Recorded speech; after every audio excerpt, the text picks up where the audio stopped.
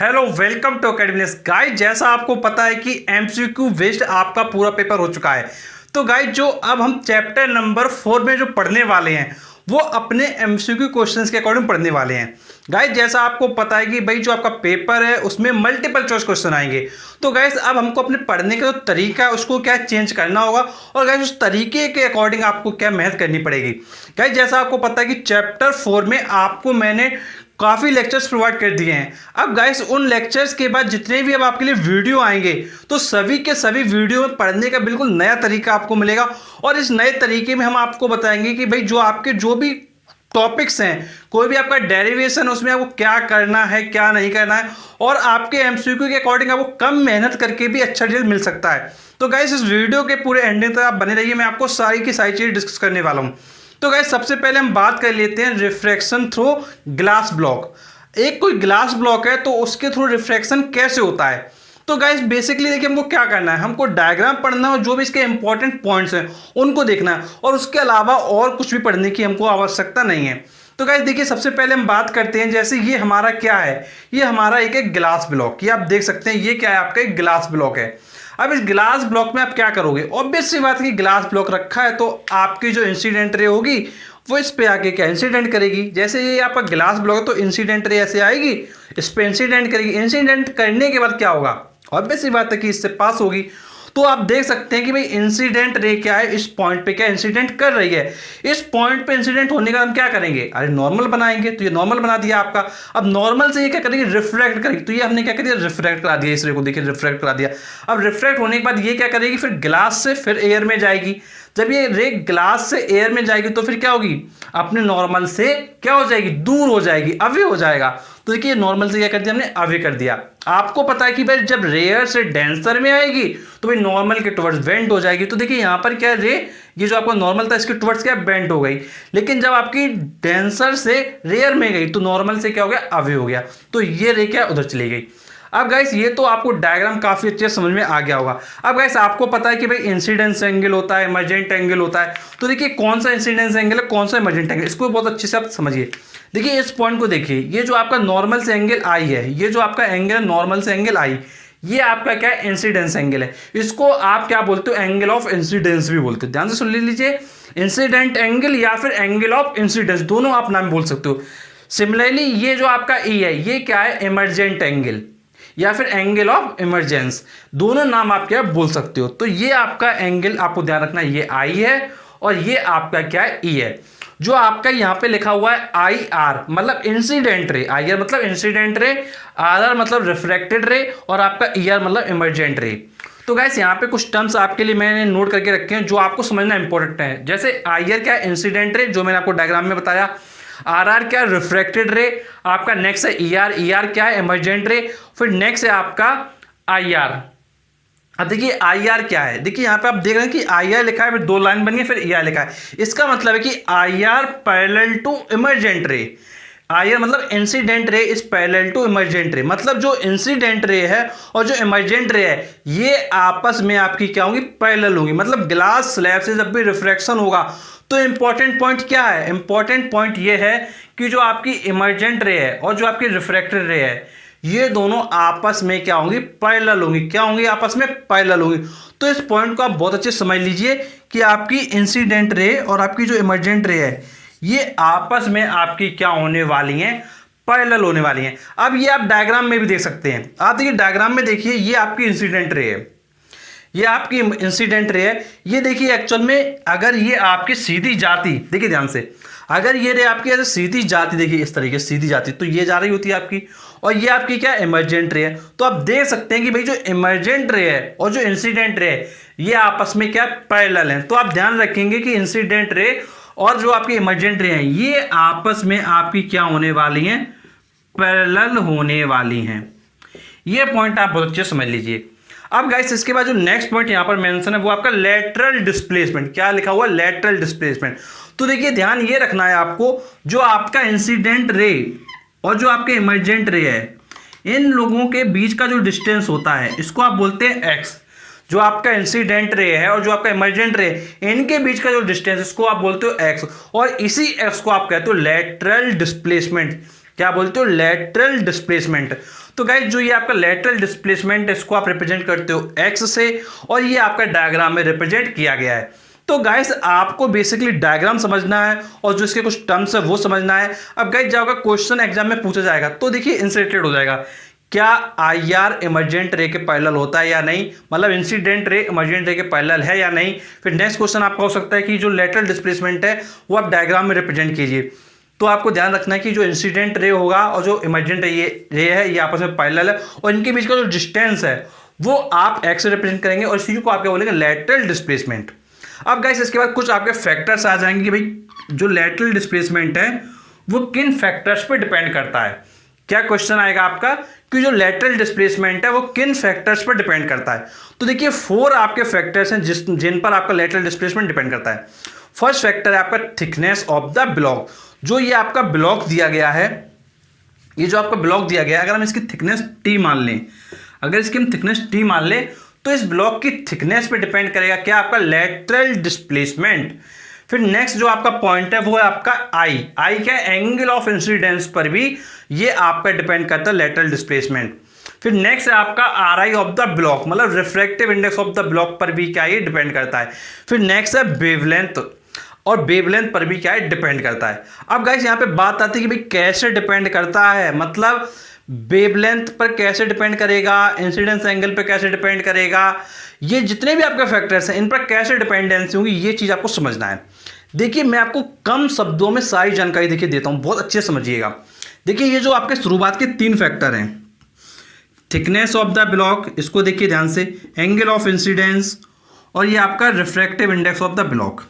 इसमें देखिए आपको ध्यान ये रखना है कि जो आपका लेटरल डिस्प्लेसमेंट होता है, जो आपका लेटरल डिस्प्लेसमेंट होता है वो इंक्रीज करेगा थिकनेस बढ़ने पर, वो आपका इंक्रीज करेगा एंगल ऑफ इंसिडेंस इंक्रीज करने पर, वो आपका इंक्रीज करेगा रिफ्रैक्टिव इंडेक्स इंक्रीज करने पर। मतलब अगर आपका ये जो 3 फैक्टर्स है, थिकनेस, एंगल ऑफ इंसिडेंस और आपका आर आई, अगर ये तीनों फैक्टर अगर आपके इंक्रीज कर रहे हैं तो फिर ऑब्वियस सी बात है कि आपका जो लेटरल डिस्प्लेसमेंट है वो भी इंक्रीज करेगा।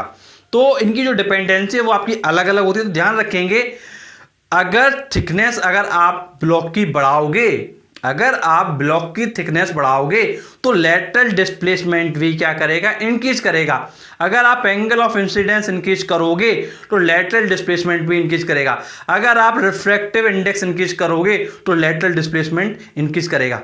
बट अगर हम वेवलेंथ की बात करें तो यहां पर उल्टा होगा, मतलब अगर आप वेवलेंथ इंक्रीज करोगे, अगर आप वेवलेंथ इंक्रीज करोगे तो लेटरल डिस्प्लेसमेंट डिक्रीज कर जाएगा। ध्यान रखिएगा, अगर वेवलेंथ इंक्रीज करोगे तो आपका लेटरल डिस्प्लेसमेंट डिक्रीज कर जाएगा।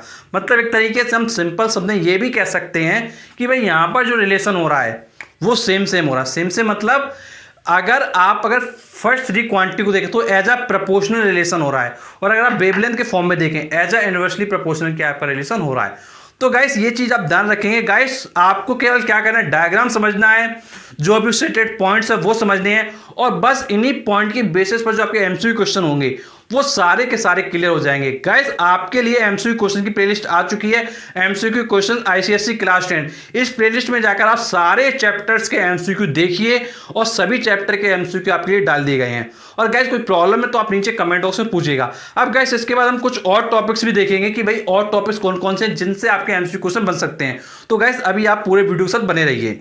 अब गाइस हम डिस्कस कर लेते हैं रिफ्रैक्शन थ्रू प्रिज्म। तो गाइस देखते हैं कि भाई प्रिज्म में कैसे आपका रिफ्रैक्शन होता है। तो देखिए सबसे पहले आपको देखिए क्या करना होगा, आपको प्रिज्म बनाना होगा, और प्रिज्म बनाने के बाद उस पर इंसिडेंट रे गिरानी होगी, उसके बाद आपका क्या रिफ्रैक्शन होगा। तो देखिए नॉर्मली देखिए फिगर आपके सामने है, बट ये बनेगा कैसे ये मैं अभी आपको समझाऊंगा। तो देखिए जो डायग्राम आपका जो बनता है वो आप समझिए कैसे बनता है। तो देखिए आप क्या करते हैं, एक आप प्रिज्म लेते हैं, पहले तो आप क्या करते हैं, एक आप प्रिज्म लेते हैं। जैसे ये हमने प्रिज्म क्या लिया हुआ है, अब देखिए प्रिज्म लेने के बाद देखिए क्या करते हैं, प्रिज्म जैसे हमने ले लिया तो उसको लेने के बाद क्या करते हैं, इंसिडेंट रे लेके आते हैं। ये आपकी इंसिडेंट रे हो गई। अब इंसिडेंट रे क्या इस पर इंसिडेंट करती है तो फिर क्या बनाते हैं, नॉर्मल बनाते हैं। मतलब जहाँ पे इंसिडेंट करती है रे तो वहाँ पर क्या बनाते हैं, नॉर्मल बनाते हैं। तो ये आपका हो गया नॉर्मल। नॉर्मल के बाद ये क्या हो जाएगी, आपकी बेंट हो जाएगी। अब ये आपकी इधर जाएगी, फिर अब इस पॉइंट पे जैसे ही जाएगी, अब यहाँ से क्या आने वाली है, बाहर आने वाली है। अगर बाहर आएगी तो क्या आएगी, फिर डेंसर से फिर रेयरर आपका हो रहा है, भाई ये आपका गिलास है तो ये आपका डेंसर हो गया, और जो ये आपका बाहर वाला पोर्शन है, ये दोनों पोर्शन, इधर आपके एयर है, तो फिर आपका डेंसर से जब आपका एयर में तो क्या होगा, अभी हो जाएगा नॉर्मल से। तो नॉर्मल ये है आपका, तो इससे अभी कर दीजिए दूर, तो ये आपका डायग्राम हो जाता है। ये आपका इंसिडेंट एंगल हो जाता है, ये आपका फर्स्ट रिफ्रैक्शन एंगल, ये आपका इमर्जेंट एंगल, ये आपका R2 हो जाता है। तो इस तरीके से ये आपका डायग्राम क्या बनता है। अब देखिए इस डायग्राम को देखिए ध्यान से कैसे बनाया गया। पहले ये आपका एक प्रिज्म लिया गया, इसके बाद आपका इंसिडेंट रे इंसिडेंट किया, इस पॉइंट पे इंसिडेंट किया, तो फिर यहाँ पे क्या किया, नॉर्मल बनाया। देखिए डॉटेड वाला नॉर्मल बनाया, ये देखिए दिख रहे हैं आप कि जो आपका डॉटेड है ये आपका क्या है, नॉर्मल बना हुआ है, ये आपका नॉर्मल हो जाएगा। अब गाइस इसके बाद देखिए क्या है, ये नॉर्मल हो गया, तो आपका यहाँ से रे क्या है, इधर बेंड हो गई, इसको आपने I1 बोला और इसको आपने R1 बोला। फिर अब क्या होगा, इस पॉइंट पे इंसिडेंट करी, यहाँ से क्या है, फिर बाहर जाने वाली है, तो ग्लास से एयर में जा रही है, ग्लास से एयर में जा रही है, तो क्या होगा, नॉर्मल से अवे हो जाएगा, तो अवे कर दिया। अब ये एंगल आपका I2 हो गया और ये एंगल आपका R2 हो गया। अब देखिए क्या होता है, इंसिडेंट रे को हमने क्या है, आगे बढ़ाया, इंसिडेंट रे को क्या है, आगे बढ़ाया, और जो आपका इमर्जेंट रे था इसको पीछे बढ़ाया। कैसे बढ़ाना है, डॉटेड बढ़ाना है, डॉटेड। अगर इंसिडेंट रे को आगे बढ़ाएं, इमर्जेंट रे को पीछे बढ़ाएं, तो जो ये आपका एंगल आता है, जो भी ये आपका एंगल आता है, इसको आप बोलते हैं एंगल ऑफ डेविएशन। मतलब जो आपका इंसिडेंट रे है वो अपना इस एंगल डेल्टा पर क्या हो गई, डेविएट हो गई, क्योंकि ये आप देख रहे हैं कि भाई इंसिडेंट रे ऐसे जानी चाहिए थी लेकिन इमर्जेंट रे ऐसे हो गई। तो मतलब इतना क्या, ये जब हम बैक लेके आते हैं तो हमको पता चलता है कि भाई इतना क्या है, डेविएशन हो गया, मतलब इतना एंगल चेंज हो गया, तो इसको आप बोलते हो एंगल ऑफ डेविएशन।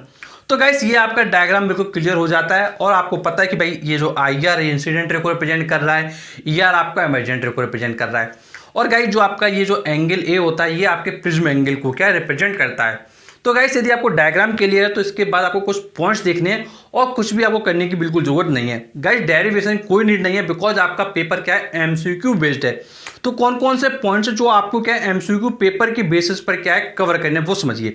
देखिए फर्स्ट पॉइंट आपका इंपॉर्टेंट पॉइंट वो है आपका जो एंगल ऑफ डेविएशन होता है उसकी वैल्यू क्या आती है, उसकी वैल्यू आती है I1 plus I2 minus bracket R1 plus I2। ये जो आपका एंगल ऑफ डेविएशन है ये आपको काफी अच्छे से पता होना चाहिए। फिर इसके बाद नेक्स्ट होता है आपका प्रिज्म एंगल। प्रिज्म एंगल की वैल्यू R1 प्लस R2 होती है। फिर नेक्स्ट है आपका जो I1 प्लस I2 है इसकी वैल्यू A प्लस डेल्टा होती है। गाइस ये तीन सिर्फ आपको फॉर्मूले पता होना चाहिए, और इन तीन फॉर्मूले के बेसिस पर आपके काफी ज्यादा न्यूमेरिकल्स भी हो जाते हैं। तो ये जो आपके प्रिज्म है इसके लिए ये तीन फॉर्मूले आपको क्या बिल्कुल अच्छे से पता होना चाहिए। अब गाइस इसके बाद नेक्स्ट जो पॉइंट आता है वो आपका आता है फैक्टर अफेक्टिंग डेल्टा, मतलब factor affecting angle of deviation. मतलब कौन कौन से फैक्टर्स हैं जिन पर डिपेंड करता है आपका एंगल ऑफ डेविएशन। तो देखिए एंगल ऑफ डेविएशन किस किस पर डिपेंड करता है, ध्यान से देखिए। फर्स्ट है आपका इंसिडेंस एंगल, सेकंड है आपका रिफ्रैक्टिव इंडेक्स, थर्ड है आपका प्रिज्म एंगल, और फोर्थ है आपका वेवलेंथ। तो गाइस ये आपके 4 फैक्टर हैं जिन पर आपका डिपेंड करता है डेल्टा। अब गाइस कैसे डिपेंडेंसी होती है वो समझिए ध्यान से बहुत अच्छे से। गाइस सबसे पहले बात आती है एंगल ऑफ इंसिडेंस। तो गाइस इसको समझने के लिए अभी आपको थोड़ा लेट बताते हैं। पहले आप जो आगे फैक्टर उनको देखिए, क्योंकि ये फैक्टर इजी है, इसको थोड़ा समझाएंगे थोड़ा टाइम लगेगा, उसको आप थोड़ा वेट करिए।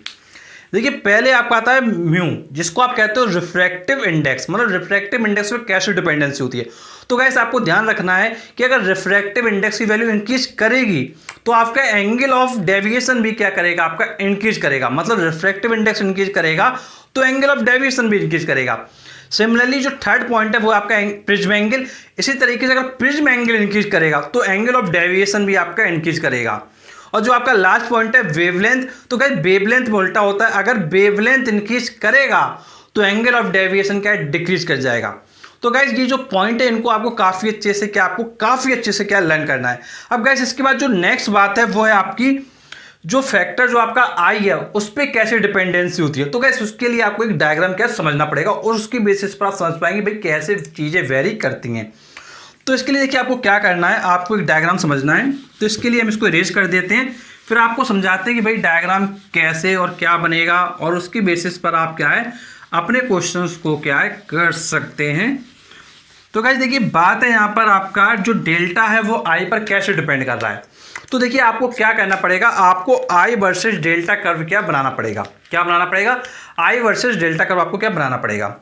तो देखिए आप क्या करेंगे, आप इधर ले लेंगे आई एंगल ऑफ इंसिडेंस, और इधर आप ले लेंगे डेविएशन एंगल।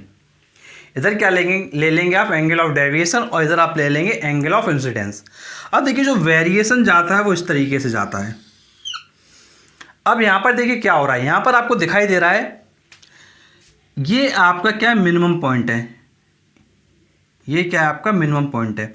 अब देखिए यहाँ पर देखिए ध्यान से क्या हो रहा है, यहाँ पर आपको दिख रहा है कि भाई आप जब एंगल ऑफ, देखिए यहाँ पर वैल्यू ये थी, यहाँ पर वैल्यू एंगल ऑफ इंसिडेंस की ये थी।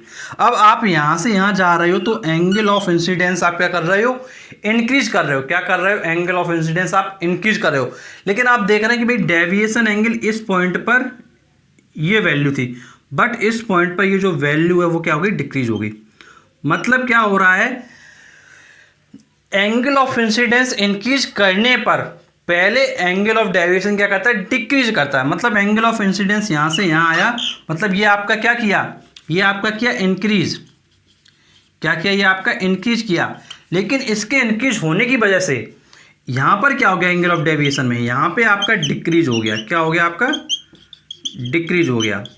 मतलब एंगल ऑफ इंसिडेंस पहले इंक्रीज करेगा, इंक्रीज होने पर एंगल ऑफ डेविएशन क्या है, डिक्रीज कर जाएगा। अब उसके बाद देखिए एक पॉइंट ऐसा आएगा जहां पर जो आपका जो I1 है, इस पॉइंट पर I1 और I2 की वैल्यू क्या है, सेम होगी। उस जब ये I1 I2 सेम होगा तो ये वैल्यू आगे आप देख रहे हैं कि एंगल ऑफ डेविएशन फिर क्या करने वाला है, इंक्रीज करने वाला है। तो देखिए अब क्या होगा, ध्यान से देखिए। अब यहाँ पर जो एंगल ऑफ डेविएशन ये यहाँ पे इंक्रीज कर रहा है, ये यहाँ पर क्या कर रहा है, इंक्रीज कर रहा है। तो यहाँ पर इंक्रीज करने के बाद अब ये जो आपका जो कर्व देखिए ऊपर तक जा रहा है इस तरीके से, तो यहाँ पर ये क्या कर रहा है, आपका एंगल ऑफ डेविएशन अब ये आपका क्या कर रहा है, इंक्रीज कर रहा है। मतलब डिपेंड करता है कि भाई क्या सिचुएशन आ रही है। तो आपने जो मेन चीज़ देखी वो ये देखा कि शुरुआत में स्टार्टिंग में पहले एंगल ऑफ इंसिडेंस इंक्रीज करने पर एंगल ऑफ डेविएशन डिक्रीज करेगा, और पर्टिकुलर पॉइंट पर आने के बाद एंगल ऑफ इंसिडेंस इंक्रीज करेगा, फिर उसके बाद एंगल ऑफ डेविएशन क्या इंक्रीज करना क्या शुरू कर जाएगा। मतलब आई को पहले आप बढ़ाओगे, आई को अगर आप इंक्रीज करोगे तो पहले डेविएशन एंगल डिक्रीज करेगा, उसके बाद आपका क्या है, इंक्रीज करेगा। ये चीज़ आपको ध्यान रखनी है। मतलब आई इंक्रीज करने पर एंगल ऑफ डेविएशन पहले डिक्रीज करता है, उसके बाद आपका क्या करता है, इंक्रीज करता है। ये चीज़ आपको बहुत अच्छे से समझना है। तो गाइस ये जो आपका प्रिज्म का केस था ये आपको पूरी तरीके से मैंने आपको समझाया। और गाइस जो आपके और टॉपिक्स हैं उनको भी हम क्या है देख लेते हैं। गाइस इसमें एक जो आपका लास्ट इंपॉर्टेंट पॉइंट है वो भी आप बहुत अच्छे से समझ लीजिए। गाइस यहाँ पर जो आपका जो मिनिमम डेविएशन आता है, जो आपका मिनिमम डेविएशन आता है वो आपका आता है 2i - a। तो गाइस ये फॉर्मूला आपको ध्यान रखना है कि भाई जो मिनिमम डेविएशन की जब कंडीशन होती है तो 2i - a आपको क्या फॉर्मूला लगाना है। तो ध्यान रखेंगे मिनिमम डेविएशन क्या कंडीशन होती है, जो आपका I1 है वो आपका I2 के इक्वल होता है मिनिमम डेविएशन में, और डेल्टा मिन की वैल्यू जो है आपकी वो 2i - a होती है। तो ये दो पॉइंट आप ध्यान रखेंगे। मिनिमम डेविएशन तब एग्जिस्ट करेगा जब आपका I1 I2 के इक्वल होगा, और मिनिमम डेविएशन जो फॉर्मूला होगा वो आपका 2i - a होगा। गाइस अब हम डिस्कस कर लेते हैं real depth and apparent depth. तो गाइस देखिए सबसे पहले आपको समझना है कि भाई रियल डेप्थ किसको कहते हैं और अपेरेंट डेप्थ किसको कहते हैं। तो गाइस बहुत ही बेसिक एग्जांपल से मैं आपको समझाता हूं। तो गाइस आपको पता है कि लगभग सभी घरों में क्या है, ड्रम होता है या फिर टंकी होता है।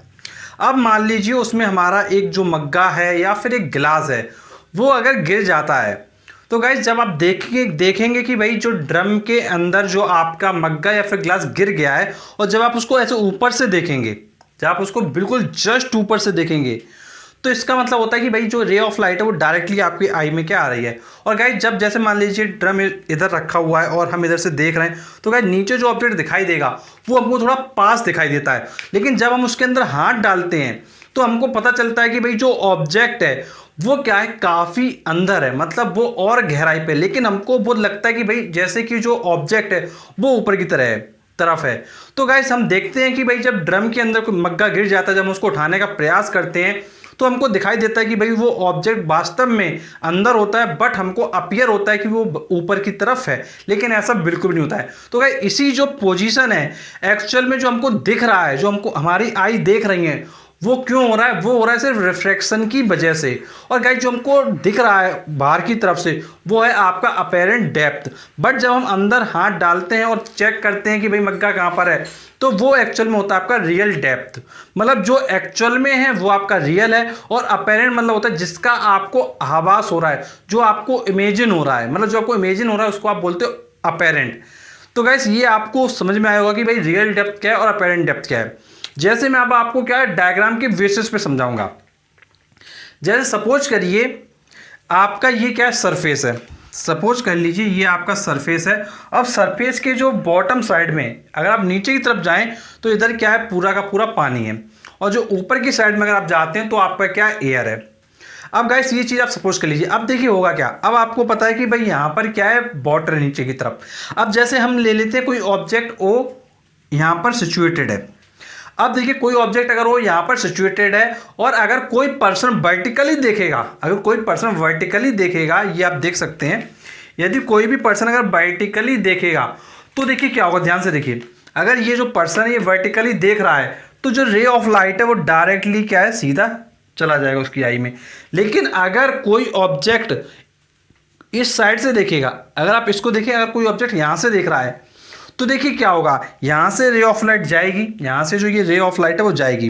अब आपको पता है कि भाई वाटर से एयर में जा रही है तो मतलब मीडियम चेंज हो रहा है। अगर मीडियम चेंज हो रहा है तो इस पॉइंट पे क्या होगा, रिफ्रैक्शन होगा।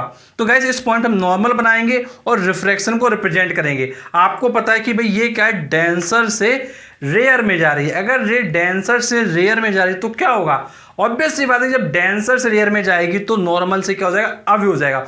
और इसको हमने क्या कर दिया, नॉर्मल इधर है तो हमने इससे दूर कर दिया, इस साइड कर दिया, इस साइड कर दिया, तो ये रे क्या है इधर चलेगी। जो आपका ऑब्जर्वर होता है जो इसको देख रहा है ऑब्जेक्ट को, ये जो आपका ऑब्जेक्ट है इसको देख रहा है, कौन देख रहा है, ऑब्जर्वर देख रहा है। तो आप ध्यान रखेंगे कि भाई ये जो आपका ऑब्जर्वर है जो ऑब्जेक्ट को क्या है देख रहा है, तो गाइस ये जो ऑब्जर्वर है ये इस ऑब्जेक्ट को क्या देख रहा है। जब आप खुद सोच के देखिए, यदि इस ऑब्जर्वर से पूछा जाएगा कि भाई रे ऑफ लाइट कहाँ से आ रही है, इस ऑब्जर्वर से पूछा जाएगा भाई रे ऑफ लाइट कहाँ से आ रही है, तो इसको देखिए क्या लगेगा, ध्यान से देखिएगा। ये कहेगा कि भाई रे ऑफ लाइट ऐसे आ रही होगी, ये कहेगा ये रे ऑफ लाइट ऐसे आ रही होगी। मतलब उसको क्या लग रहा होगा, उसको ये लग रहा होगा कि भाई ये जो रे ऑफ लाइट है ये इस तरीके से डॉटेड गई, इसको सीधा जा रहा होगा। मतलब इसको लग रहा होगा कि जो रे ऑफ लाइट है वो इधर से आ रही होगी, इस पॉइंट आई से आ रही होगी। और इसीलिए जो ऑब्जेक्ट है यहाँ से यहाँ उसको क्या अपीयर होता है। मतलब ऑब्जेक्ट एक्चुअल में यहाँ पर है लेकिन उसको अपीयर कहाँ हो रहा है, पॉइंट आई पर। तो गाइस आपको ध्यान से ये समझना है कि जो आपका ऑब्जेक्ट अपीयर आई पे हो रहा है तो ये जो आपका यहाँ से लेके यहाँ तक का जो डेप्थ हुआ, ये जो आपका डेप्थ हुआ ये आपका हुआ रियल डेप्थ, और ये जो आपका डेप्थ हुआ ये हुआ आपका अपेरेंट डेप्थ। मतलब अपेरेंट उसको लग रहा है लेकिन एक्चुअल में ये कंडीशन नहीं है, एक्चुअल में ऑब्जेक्ट क्या है इसी पॉइंट पर क्या सिचुएटेड है। तो गाइस ये चीज़ आप समझ गए होंगे कि भाई कहाँ पर क्या सिचुएशन हो रही है।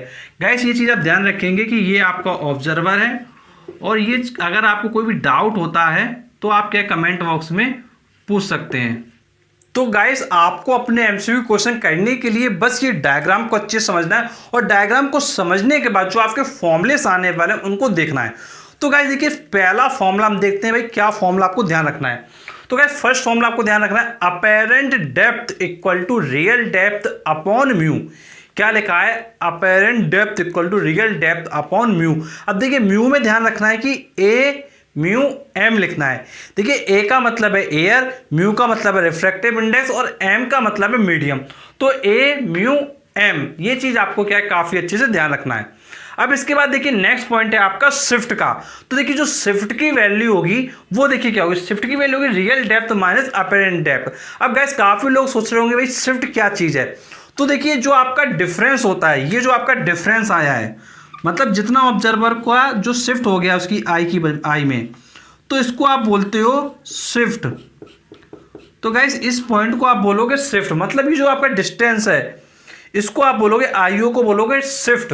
तो ध्यान रखेंगे कि जो आपका रियल डेप्थ है, इसमें देखिए ध्यान से फिगर में, ये जो आपका रियल डेप्थ है, ये जो इतना आपका जो ये रियल डेप्थ है, इस रियल डेप्थ से ये जो आपका अपेरेंट डेप्थ है इसको माइनस करोगे तो ये आपका वैल्यू आ जाएगा, इसको आप बोलोगे शिफ्ट। तो गाइस ये चीज आपको ध्यान रखना है भाई, शिफ्ट क्या होता है। तो शिफ्ट ध्यान रखिए, real depth minus apparent depth. अब बात करते हैं भाई फॉर्मूला क्या हो जाता है। तो देखिए शिफ्ट का फॉर्मूला होगा रियल डेप्थ ब्रैकेट में 1 - 1 अपॉन म्यू। अब म्यू में फिर से वही चीज ए म्यू एम आपको क्या राइट करना है गाइस। बस आपको रियल डेप्थ और अपेरेंट डेप्थ वाले आर्टिकल में डायग्राम पता होना चाहिए और ये आपके फॉर्मूले पता होना चाहिए। और गाइस इन फॉर्मूले के बेसिस पर आपके काफी क्या जो एमसीक्यू क्वेश्चंस होंगे वो काफी आसानी से हो जाएंगे। अब गाइस हम बात कर लेते हैं फैक्टर्स अफेक्टिंग शिफ्ट, मतलब शिफ्ट पर कौन कौन से फैक्टर क्या डिपेंड करते हैं। तो गाइस ये क्वेश्चन आपके एमसीक्यू के फॉर्म में काफी बार आ जाते हैं और ये जो फैक्टर्स हैं इनको समझना आपके लिए क्या बहुत ज्यादा इंपॉर्टेंट है। तो गाइस देखिए 3 आपके फैक्टर हैं जिन पर आपका डिपेंड करेगा शिफ्ट। देखिए फर्स्ट फैक्टर है आपका refractive index of the medium, second है आपका thickness of the denser medium and third है आपका कलर और वेवलेंथ ऑफ द मीडियम।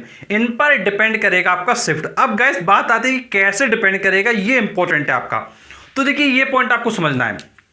देखिए ध्यान आपको ये रखना है जो आपका फर्स्ट पॉइंट जैसे आपका देखा था रिफ्रैक्टिव इंडेक्स, अगर आपका रिफ्रैक्टिव इंडेक्स का वैल्यू इंक्रीज करेगा, अगर आपका रिफ्रैक्टिव इंडेक्स का वैल्यू इंक्रीज करेगा तो जो आपका शिफ्ट होगा उसकी वैल्यू भी आपकी क्या करेगी, इंक्रीज करेगी। ये चीज आपको बहुत अच्छे से ध्यान रखनी है। अगर रिफ्रैक्टिव इंडेक्स इंक्रीज करेगा तो शिफ्ट की वैल्यू भी आपकी क्या इंक्रीज करने वाली है। फिर नेक्स्ट पॉइंट है आपका थिकनेस। तो गाइस अगर आपका जो थिकनेस होगा अगर उसकी वैल्यू आप इंक्रीज करेंगे तो शिफ्ट की वैल्यू भी आपकी क्या करने वाली है, इंक्रीज करने वाली है। तो गाइस ध्यान रखना है रिफ्रैक्टिव इंडेक्स इंक्रीज करेगा तो शिफ्ट इंक्रीज करेगा, आपका थिकनेस इंक्रीज करेगा तो भी आपका शिफ्ट इंक्रीज करेगा। अगर हम लास्ट पॉइंट की बात करें कलर और वेवलेंथ, तो देखिए इसमें क्या होगा, देखिए कलर कह लीजिए या इसको आप वेवलेंथ कह लीजिए, एक ही चीज आप कह सकते हैं। देखिए अगर आपकी जो वेवलेंथ है, अगर जो आपकी वेवलेंथ है उसकी वैल्यू अगर आपकी इंक्रीज करेगी तो फिर जो आपका शिफ्ट होगा वो आपका डिक्रीज कर जाएगा।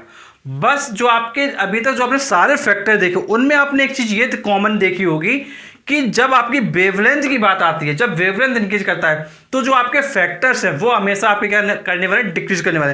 तो गाइस अक्सर ये चीजें क्या है आपकी फॉलो कर रही है चैप्टर में, तो ये चीज आप ध्यान रखिएगा। अब गाइस इसके बाद जो नेक्स्ट टॉपिक है वो है फिर बेंडिंग। देखिए ध्यान से देखिए टॉपिक का क्या नाम है, apparent bending of a stick under water. मतलब एक आपके पास स्टिक है वो आपने वाटर के अंदर डाल रखा है तो वो बेंड हो जाती है, क्यों? मतलब अगर कोई ऑब्जर्वर स्टिक को देख रहा है बाहर से तो उसको लगता है कि भाई जो स्टिक है वो क्या मुड़ी हुई है। तो देखिए होता क्या है, जैसे मान लीजिए ये आपकी स्टिक है, सपोज करिए ये आपकी क्या है, स्टिक है। अब देखिए अगर ये आपकी स्टिक है तो देखिए ये स्टिक क्या है, वाटर में डाली गई है। इधर जो आपका ये सरफेस है इसके नीचे आपका क्या है, वाटर है और ऊपर क्या है आपका एयर है। और आप यहाँ देख सकते हैं ये वाटर लिखा है, इधर आपका एयर लिखा है। अब देखिए होगा क्या, ये स्टिक है, अब यहाँ से क्या होगा, जो रे ऑफ लाइट होगी, देखिए एक रे ऑफ लाइट आपकी ऐसे जाएगी और यहाँ पे आपका ऑब्जर्वर है जिसकी आई लगी होगी और इस तरीके से यहाँ पे भी आपका ऑब्जर्वर जिसकी आई लगी होगी। तो देखिए यहाँ से रे ऑफ लाइट जाएगी और इस ऑब्जर्वर की आंख में जाएगी, फिर एक रे ऑफ लाइट इस कॉर्नर से जाएगी, ये आपके इस आई में जाएगी। तो फिर देखिए जब हम इन रेस को पीछे मोड़ते हैं, जैसे यहाँ से पीछे लेके आते हैं तो इस पॉइंट पे मिलती हैं। तो जो आपकी जो रॉड है वो आपकी अपीयर होती है इस पॉइंट पे इस तरीके से। तो जो आपकी रॉड है, जो आपकी स्टिक है वो आपकी इस तरीके से अपीयर होती है। मतलब उसको लगता है कि भाई जो रॉड है वो आपकी क्या बेंड हो चुकी है। तो बेसिकली देखिए होता है क्या कि जो ऑब्जर्वर है उसको तो पता नहीं भाई अंदर रिफ्लेक्शन होने वाला है, उसको तो जो यहाँ से दिखाई दे रहा है इस तरफ से, तो उसको तो यही दिख रहा है कि भाई ये जो रे है ऐसे जा रही होगी, ये रे ऐसे जा रही होगी, बट एक्चुअल में ऐसा नहीं है। और गाइस सिर्फ रिफ्रैक्शन की वजह से ये क्या बेंडिंग हो रही है। तो गाइस अगर आपसे कॉज पूछा जाए इसका कॉज क्या है, तो कॉज इसका क्या है, रिफ्रैक्शन। तो गाइस आपसे एग्जाम में इसका जो कॉज है कि जो बेंडिंग है ये क्यों होती है, तो इसका कॉज क्या है, रिफ्रैक्शन। और रिफ्रैक्शन की वजह से ऐसा क्या हो रहा है। गाइस अब हम डिस्कस कर लेते हैं critical angle, total internal reflection and what are the factors affecting critical angle and last one is condition for TIR। तो गाइस सारे पॉइंट इस वीडियो में डिस्कस करने वाले, तो इस वीडियो के एंडिंग तक आप बने रहिए। तो गाइस देखिए सबसे पहले बात करते हैं कि क्रिटिकल एंगल आपका क्या होता है। देखिए यदि हम आपसे बात करते हैं क्रिटिकल एंगल की, तो देखिए ये बेसिकली आपका एक इंसिडेंट एंगल होता है। कम शब्दों में मैं आपको जो है एमसीक्यू क्वेश्चन के बेसिस पर सारी चीजें समझा रहा हूं। तो गाइस आपको ये थ्योरी पोर्शन पढ़ना है, अब अपने आप एमसीक्यू क्वेश्चंस के अकॉर्डिंग पढ़ें। ये नहीं कि आपको पूरा एकदम टू दी लाइन क्या है डेफिनेट लाइन करनी है, ऐसा कुछ भी नहीं करना है। अब आपको क्या करना है, केवल चीजों को समझना है जिससे कि आप अपने एमसीक्यू क्वेश्चन को क्या सही कर पाए। तो गाइस वही चीज मैं आपको समझा रहा हूं। देखिए क्रिटिकल एंगल क्या है, ये आपका एक इंसिडेंट एंगल है, लेकिन कब, जब आपका एंगल ऑफ रिफ्रैक्शन आपका 90 डिग्री हो। ध्यान रखना है कि ये आपका एक इंसिडेंट एंगल है, लेकिन कब, जब आपका एंगल ऑफ रिफ्रैक्शन क्या होता है 90 डिग्री होता है। मतलब सी की वैल्यू आई के इक्वल होती है, लेकिन कब, जब आपका जो आर होता है वो 90 डिग्री होता है। अगर आपका आर 90 डिग्री होता है तो सी और आई क्या है आपका सेम हो जाता है। मतलब क्रिटिकल एंगल इंसिडेंट एंगल के इक्वल होगा जब आपका आर की वैल्यू क्या होगी 90 डिग्री होगा। अब देखिए गाइस आपको समझना है कि भाई डायग्राम कैसे बनेगा, किस टाइप का डायग्राम होगा। तो देखिए होगा क्या कि जो रे ऑफ लाइट है वो आपकी डेंसर मीडियम से रेयर मीडियम में जाएगी। देखिए ध्यान से देखिए, जैसे हम इस डायग्राम को देखते हैं, मैं आपको इधर से समझाता हूं। देखिए इस डायग्राम को आप ध्यान से देखिए। देखिए ये आपका एक सरफेस है आपकी, देखिए ये क्या इंसिडेंट रे है, ये आपकी पॉइंट ओ पर क्या है इंसिडेंट करती है, इसको आप पॉइंट ओ क्या है बोल दीजिए। तो ये आपकी क्या है पॉइंट ओ पर क्या इंसिडेंट करती है। अब देखिए रे ऑफ लाइट ये आपकी आ रही है। अब यहां पर आप देख रहे हैं कि यहां पर रिफ्रैक्शन क्या ये लाइन पे गया हुआ है।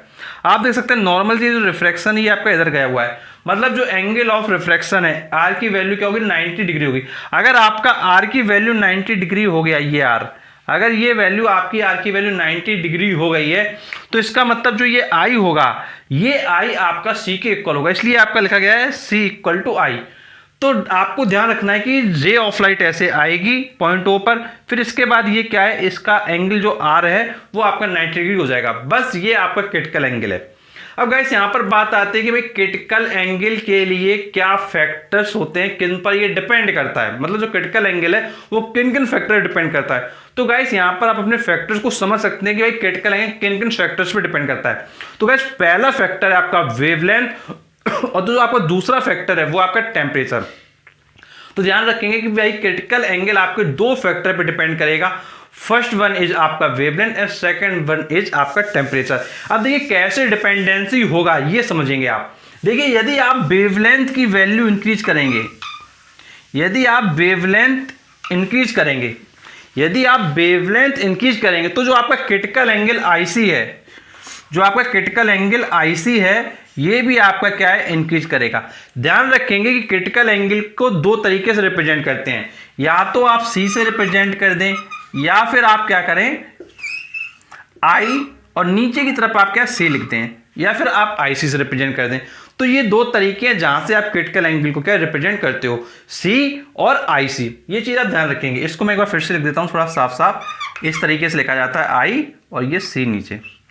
अब देखिए नेक्स्ट है आपका टेम्परेचर। टेम्परेचर पे डिपेंडेंस इसी टाइप से होती है। देखिए कैसे होती है, अगर आप टेम्परेचर इंक्रीज करोगे, यदि आप टेम्परेचर इंक्रीज करोगे तो जो आपका क्रिटिकल एंगल आईसी है ये भी आपका क्या करने वाला है, इंक्रीज करने वाला है। मतलब एक तरीके से आप कह सकते हो ये एकदम आपका प्रोपोर्शनल जैसा क्या रिलेशन है।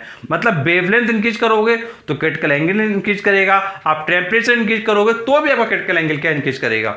तो गाइस ये दो फैक्टर आपको समझ में आ गए होंगे। अब गाइस एक रिलेशन आपका आता है, वो आपका है कि relation between critical angle and refractive index.